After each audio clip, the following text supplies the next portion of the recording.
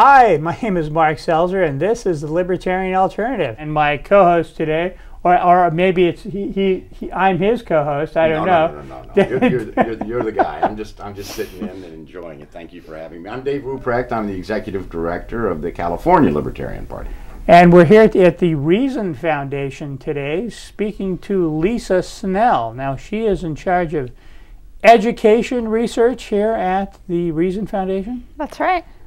So the whole spectrum of market alternatives to public education. Yeah, what does that mean, market alternative? That sounds like a big word. Yeah. I think we have some people turning the channels already. We better explain that, what that means, market alternatives. So basically anything that gives parents more choices of schools, that things like charter schools and school vouchers and tax credits and privatizing public education, anything that opens up the state monopoly on education and creates more choices for parents, more competition for parents and kids. The state has a monopoly on education? Really? I didn't know that. Explain that to me. Well, right now, about 98% of the $200 billion a year education industry is controlled by the state. Aha. So that goes to public school teachers and public teachers unions to provide public education for our kids. And they do such a great job with all that money, don't they? That's right. Performance-based budgeting, yeah, you know. oh, yeah, right. Definitely. So, I mean, going into that, how much do they spend nationwide on average per student? Well, I think we're right at around $10,000 a student, but that doesn't include things like capital costs, so the buildings, benefits. So when you actually break it down, for instance, in Los Angeles, you're a lot closer to, say, $16,000 a student when you count the kinds of costs that we would normally look at. But if you look at the NEA figures for California, we spend about $10,000. Wow, what's the NEA? The National Education Association. So the teachers unions say 10,000. 10,000. But they leave out a lot of things that get spent on public education. And the cost of collecting taxes is not added in because there's a certain amount of money that it costs to collect each tax dollar, which is, well, that's controversial as to what that is. Some people say that it's 9 or 10 cents per dollar. Other people say that it's more. So you can add on top of that the cost of collecting the taxes themselves. Sure, and all the kinds of administration costs. The thing is, most of that money doesn't go to the students. I don't know, lately in the press there's been a lot made out of the 65% solution. In Texas, the governor just mandated that, and that's basically that 65% of the money should go to the classroom. Mm-hmm. Whereas if you look at, say, the Catholic school system in Los Angeles, about 98% of the money goes to the classroom. So why would you have 65% of $10,000 going to the classroom rather than the majority of the money going to the classroom? Where does it go? Where does this other administrators? Yeah, I mean, it goes to a lot of different kinds of things. If you go to downtown Los Angeles and you see, the 10-story buildings filled with public school administrators for the 900,000 kids that go to school in Los Angeles, there's literally thousands of adults that work for the Los Angeles Unified School District that have never been inside a school. Mm-hmm. And you contrast that with, say, a smaller private school where even the principal teaches first grade. Every teacher teaches, every administrator does some kind of function, and they don't have a separate building somewhere with lots of people that work for the private school that never actually go to the school. Okay, so when they spend $16,000 a year on a student, that student came out of school not being able to read, which is a certain percentage of students, 10%, 20%, some people say even more than that. They spent $16,000 a year on that person, and they still don't know how to read. That's correct. In fact, the governor of Arizona has just called for the federal government to spend $325 billion over the next 10 years to get basically every kid to read, every kid in universal preschool, a national standardized curriculum. So in addition to the $60 billion that the federal government spent this year, she's saying that if we would just spend $325 billion, that's the actual magic number.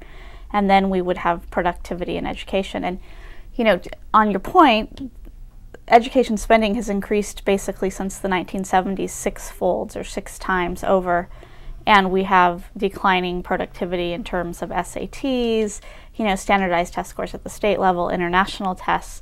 So we're spending 6 times as more where it's flat or declining in terms of performance. So throwing money at the problem doesn't help. They've had cases, we've seen cases where they have doubled the budget of schools and the test scores still go down. Literacy still goes down. That's right. And in fact, it's such a perverse incentive, because even with things like the No Child Left Behind Act, the federal testing program that President Bush has put into place the last 5 years, where supposedly, you're supposed to identify low-performing schools, and so everyone's test score. It's all published in the newspaper now. Every state has to do that. But the disincentive is that, of course, the lower your test scores are, what do you get? More money. So the worse you perform, the higher, student per pupil funding you get. And so, like in California, we have, these needs improvement schools, and there's probably 15 different programs where they get $300 a student for this and $500 for this, and yet many of these schools have still been on the list for 5, 6, 7 years. So the federal law now says if you stay on the list in any state for 5 years, that something has to happen. So now we have 1,600 schools in California that are ready to be charter schools, or have all their whole staff fired and replaced, or have the school bid out to independent contractors to run the school. And so it's an interesting time for competition in education, because they've said, we've spent all this money to make you perform better. You haven't performed better. Now something else has to happen. That's good. It's a huge opportunity in some ways, and it's also, they may do nothing and just keep letting those 1,600 schools languish. I mean, it's a gray area as to what will happen. Well, how can we change it? Is there any government agency that has been willing to look at other alternatives, or are they just so ensconced with the NEA and the unions? And I mean, there's been changes kind of on a piece-by-piece basis at some local districts. Like, actually 2005 was the best year ever for school choice in the United States. And so we've seen a number of newer, smaller programs. For example, in Ohio, the Cleveland Scholarship Program, which gave basically a few thousand kids scholarships, private scholarships, to go to private schools with state money, public funding, just expanded statewide, so that any kid in Ohio in any failing school could get a scholarship to go to a private or a public school of their choice, and that money would follow them. And Arizona has a huge number of charter schools, a tax credit program. They're trying to pass a voucher. Florida just expanded their voucher program. So in different localities, there hasn't yet been a statewide effort, but you have governors and legislatures that have been able to garner enough support to get pilot programs or small programs that affect a few thousand kids. So it's really at the margins. I mean, it's still, considering in the state of California that we have literally hundreds of thousands of kids that are underperforming, it's not going to help them. But yet, for instance, just in Los Angeles, a good example, there's a chain of nonprofit charter schools that's run by this guy named Steve Barr. And basically a charter school is when you have to apply to a government agency to get a contract to run a school, usually a school district, but sometimes a board of education. And so Jefferson High School is one of the worst performing, most violent schools in the nation. And so basically Steve Barr, who runs this nonprofit chain of charter schools called Green Dot Public Schools, just went to the district and said, I'm going to have a hostile takeover of your low-performing, dangerous school. And so now he's just trying to get all the parents to sign a petition and to basically just, it'll be interesting to see if an outside community agency like a charter school